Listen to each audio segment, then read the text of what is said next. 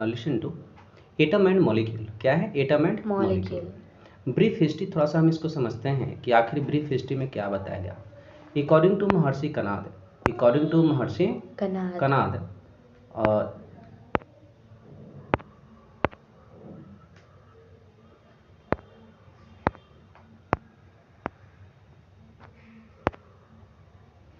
according to Maharshi Kanad 500 BC, if we keep dividing matter into a smaller and a smaller parts, a stage will come when we get the smallest particle which cannot be divided further। बोलता है कि किसी भी matter को यदि हम divide करते हैं और डिवाइड करते करते हम इतनी उसकी पार्ट चले जाते हैं डिवाइड करते करते कि लास्ट ऐसा एक स्टेज आता है कि उसको हम डिवाइड नहीं कर सकते हैं। और उसी को हम लोग क्या कहते हैं? परमाणु। क्या बोलेंगे? परमाणु। और परमाणु को ही हम लोग बोलते हैं एटम। क्या बोलते हैं? एटम। ये कौन बताए थे? महर्षि कनाद। ठीक है। New point, ancient Greek philosopher इन्होंने ही बताया कि जो पार्टिकल्स होता है स्मॉलेस्ट पार्टिकल वही क्या होता है? एटम होता है। बट मॉडर्न टाइम में जो एटम का डेफिनेशन है वो थोड़ा सा चेंजेबल है। ठीक है। यहाँ पे क्या चेंजिंग हुआ है इन चीज़ों को हम थोड़ा सा ध्यान देते हैं। बोलता है यहाँ पे the smallest fundamental particle of atom which may और may not exist independently but always take part in chemical reaction. ये हम नहीं कह सकते कि इंडिपेंडेंटली होता है, बट ये क्या करता है कि किसी भी प्रकार का जो केमिकल रिएक्शन होता है उसमें पार्टिसिपेट करता है। तो आपसे पूछा जाए कि केमिकल रिएक्शन में जो पार्टिसिपेट करता है वो कौन होता है? एटम। नेक्स्ट आपके पास जो पॉइंट दिए गए हैं, an atom can not B divided by chemical reaction और मेथड। किसी भी केमिकल रिएक्शन या किसी मेथड से हम इसको डिवाइड नहीं कर सकते हैं। किसको? Atom. Atom are nearly spherical in shape. ऐसे बताया गया कि एटम जो होता है वो कैसा शेप में है? स्फेरिकल शेप में है। कैसा शेप में है? स्फेरिकल मतलब पूरी तरीके से गोला के शेप में है। नेक्स्ट पॉइंट है कि atoms are so small that we can not even see them even under high power microscope. बोलते हैं कि इतना ज़्यादा करके छोटा है कि हम उसको देख नहीं सकते हैं। Atom can be divided further by other method. Atom को हम लोग अदर मेथड से डिवाइड कर सकते हैं, बट केमिकल रिएक्शन से डिवाइड नहीं कर सकते। Next point, one iron nail contain nearly 10 to the power 23 atoms. ये बताया कि एक आयरन जो नेल होता है उसके पास जो एटम होते हैं वो एटम कितने हो जाते हैं? 10 to the power 23 एटम्स। कितने हैं? 10 to the power 23 एटम्स। तो आपसे पूछा जाए कि वन आयरन नेल के पास जो होता है कितना एटम्स होता है? 10 to the power 23 एटम्स होते हैं। 10 to the power 23 एटम्स होते हैं। नेक्स्ट आपके पास दिया गया है कि the radius of atom is measured in nanometre. What? Nanometre. जब भी इसका जो न्यूक्लियस होता है, क्या होता है? न्यूक्लियस, या इसका जो एटम का जो रेडियस होगा, लाइक ऐसे हम बात करते हैं कि आपके पास एटम है, अभी हम लोग पढ़ के गए हैं कि एक स्फेरिकल शेप में रहेगा। तो अब हमें क्या करना है कि यहाँ से ये इसका तो न्यूक्लियस हो जाएगा और यहाँ से जो हमें रेडियस मेजर करना होगा रेडियस, तो हम क्या करेंगे? इसको नैनोमीटर में मेजर करेंगे। 1 नैनोमीटर इज इक्वल टू क्या होता है? 1 nm is equal to 10 to the power -9 metre. 10 to the power -9 metre होता है। डन है यहाँ तक? चलिए नेक्स्ट पॉइंट को अंडरस्टैंडिंग करते हैं। उस तरीके से यहाँ पे जो डेटा दिया गया है वो सभी डेटा इसमें इंपॉर्टेंट है। हाइड्रोजन एटम का जो होता है रेडी कितना? 10 to the power -10। उसी तरीके से मॉलिक्यूल ऑफ वाटर का दिया गया है, मॉलिक्यूल ऑफ हीमोग्लोबिन है, फिर ग्रेन ऑफ सैंड है, फिर एंट है, फिर क्या है आपके पास? एप्पल। ठीक है। सबसे बड़ा किसका दिया गया है? एप्पल का। किसका है? सबसे बड़ा एप्पल का एटम होता है। इस तरीके से इसमें बताई गई है। Next point, how do atom interact. आखिर एटम किस तरीके से इंटरेक्ट करता है इसके बेसिस से हम लोग देखेंगे। Law of chemical combination. अब यहाँ पे लॉ ऑफ केमिकल कम्बिनेशन आएगा। Law of conservation of mass, law of constant proportion कौन दिए थे बताइए? Joseph Louis Proust.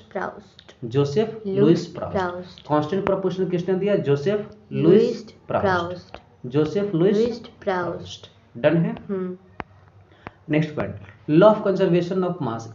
आखिर इसमें क्या चीज बताया गया law of conservation of mass में, आखिर है क्या इसके अंदर, ध्यान देंगे। बोलते हैं कि मास can neither be created not destroy in a chemical reaction. किसी भी केमिकल रिएक्शन में मास को हम ना बना सकते हैं और ना ही खत्म कर सकते हैं, ना हम क्रिएट कर सकते हैं और ना ही हम उसको डिस्ट्रॉय कर सकते हैं। डन है। और यही वजह है कि इस सिचुएशन को फॉलो करने के लिए जब आप हायर क्लास में जाएंगे वहां पे केमिकल इक्वेशन को बैलेंस करने के लिए सीखना होगा।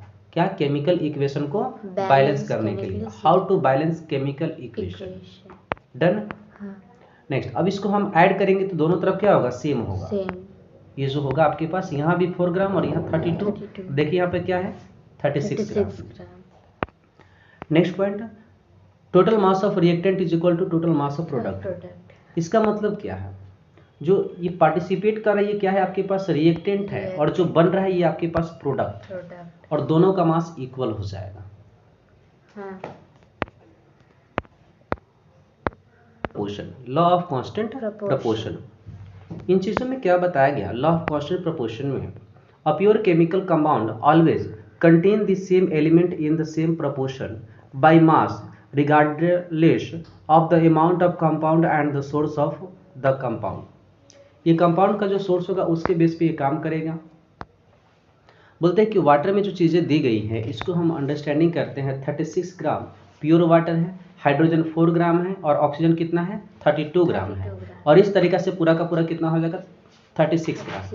36 क्योंकि 32 और 4 को ऐड करेंगे तो 36 तो होना ही है। अब आपके दिमाग में ये चल रहा हो कि सर ये 4 और 32 आया कैसे? 4 और 32 आया कैसे? बट ये क्या है? आपके पास वाटर है। क्या है? वाटर है। क्या है? वाटर है। और इन चीज़ों को देखते हैं कि हाइड्रोजन एंड ऑक्सीजन, इसका एक प्रपोर्शन दिया है और ये प्रपोर्शन के बेस से ही हमें पता चलता है। Next point, case of carbon dioxide. ये किस तरीके से हुआ? तो आपके पास क्या है? देख लीजिए, यहाँ पे थोड़ा सा माइंड को सेट करके रखना है। लिसन टू, CO2 का जो एटॉमिक मास दिया गया 44 ग्राम दिया गया।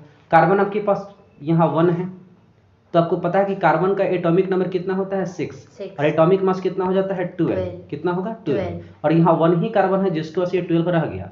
बट आपको पता है कि ऑक्सीजन का एटॉमिक नंबर जो होता है वो 8 होता है और एटॉमिक मास 16 और यहाँ 2 है, तो बोलिए 16 इंटू 2 करेंगे तो कितना हो जाएगा?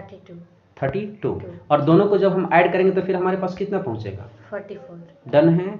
Understanding. Next point,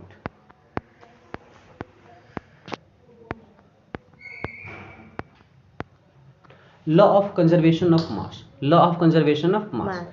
total mass of reactant is equal to total mass of product. Yes और नो? Yes sir. डन है। Yes sir. Next, law of constant proportion. कौन दिया था? बता दीजिए हमें। Law of constant proportion Joseph Louis Proust. अब यहाँ जो पार्ट दिए गए हैं, a pure chemical compound always contain the same element in the same proportion mass regardless of the amount of compound and the source of compound। वही चीज़ है जो अभी जस्ट बताया गया आपको। अब यहाँ पे आपके पास आता है डाल्टन्स एटॉमिक थ्योरी। क्या है? डाल्टन्स एटॉमिक थ्योरी, जो सबसे महत्वपूर्ण है ये Dalton's atomic theory. Dalton's atomic theory, matter is made up of tiny individual particle called atom. इन्होंने ये चीज़ बताया कि जो आपके पास, ध्यान देंगे, मैटर जो बना है वो टेनी इंडिविजुअल पार्टिकल से बना है और उसको हम क्या कहते हैं? मैटर। मतलब ये हुआ कि डाल्टन के अकॉर्डिंग टू जो एटम है वो क्या है? इंडिविजुअल है। क्या है? इंडिविजुअल है। His atomic theory was based on the law of chemical combination. इनका जो एटॉमिक थ्योरी था लॉ ऑफ केमिकल कॉम्बिनेशन के बेस पर था। लॉ ऑफ केमिकल कॉम्बिनेशन के बेस पर। नेक्स्ट है, Dalton's atomic theory provided an explanation for the law of conservation of mass and the law of different properties या proportion. Listen to, it is very important line, it is very. Dalton's atomic theory provided an explanation for the law of conservation of mass and the law of different proportion. दो चीजों को mention करके इन्होंने अपने theory को बताया था। तो इसमें फर्स्ट क्या है? Conservation of mass and different proportion. Next, postulate of Dalton's atomic theory, postulate of Dalton's atomic theory.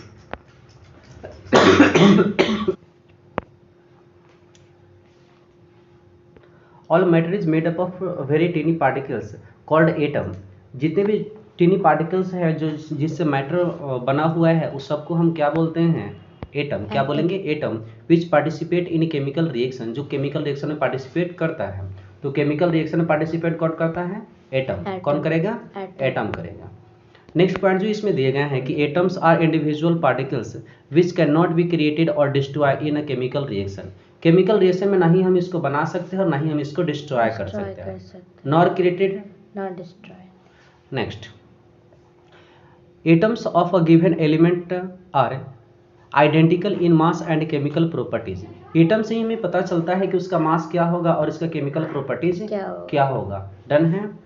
Atoms of different element have different masses and chemical properties. जो डिफरेंट एलिमेंट होगा उसका डिफरेंट एटम होगा और उसका मास अलग होगा और उसका प्रॉपर्टीज अलग होगा। Atoms combine in the ratio of a small whole number to the form compound. छोटा सा और एक बड़े पार्ट को लेकर के और इस तरीके से कंपाउंड को क्रिएट कर देता है।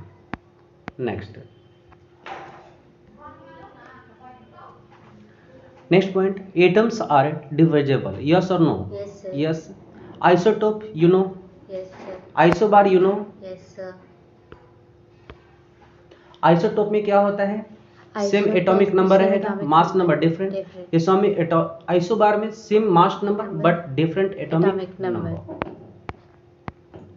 डाल्टन सिंबल ऑफ एलिमेंट और एटम, ये कुछ खास नहीं है, ठीक है।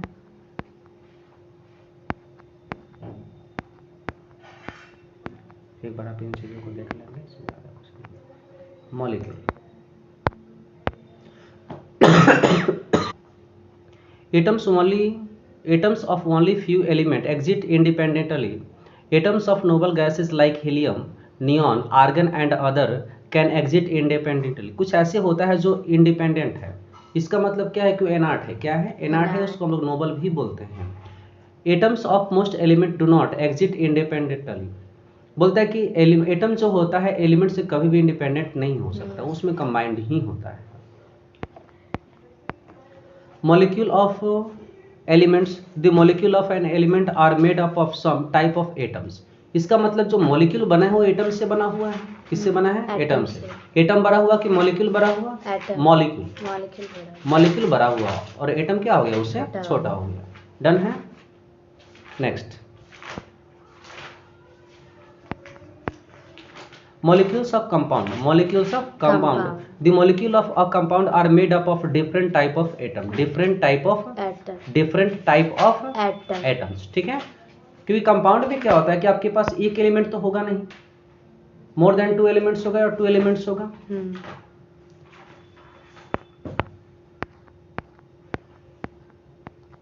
Done. Atomic mass of one atom. Atom is so small that its mass is generally not measured in gram. Atom इतना छोटा होता है कि उसको ग्राम में हम कभी मेजर नहीं कर सकते हैं। और new unit we defined atomic mass unit earlier AMU, now U। पहले AMU कहा जाता था लेकिन अब उसको क्या कहा जाता है? U। फिर आगे बोला गया कि the mass of one atom of carbon is taken as 12 AMU and 12 U। Next point,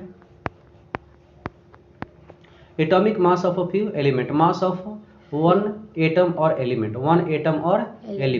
you know about it. Molecular mass आपको बताया था, मॉलिक्यूलर मास कैसे फाइंड करेंगे? इट्स वेरी इजी, यस और नो? जैसे कि H2O है या H2 है तो 2 है तो 2 हम रखेंगे। हाइड्रोजन का एटॉमिक मास कितना होता है? 1, तो 2 × 1 तो आपके पास क्या आ गया? 2। एज वेल एज H2O का, किसका? H2O का हम लोग देखते हैं। तो H2O कैसे हम फाइंड करते हैं? देख लीजिएगा, H2O तो 2 हो जाएगा। हाइड्रोजन का कितना होता है? 1 एटॉमिक मास प्लस ऑक्सीजन यहाँ 1 है तो 1 × ऑक्सीजन का 16, तो आपके पास 16 × 16 और 2 कितना हो जाएगा? 18। कितना हो जाएगा? 18। और इस तरीके से मॉलिक्यूलर मास सबका हम फाइंड कर सकते हैं।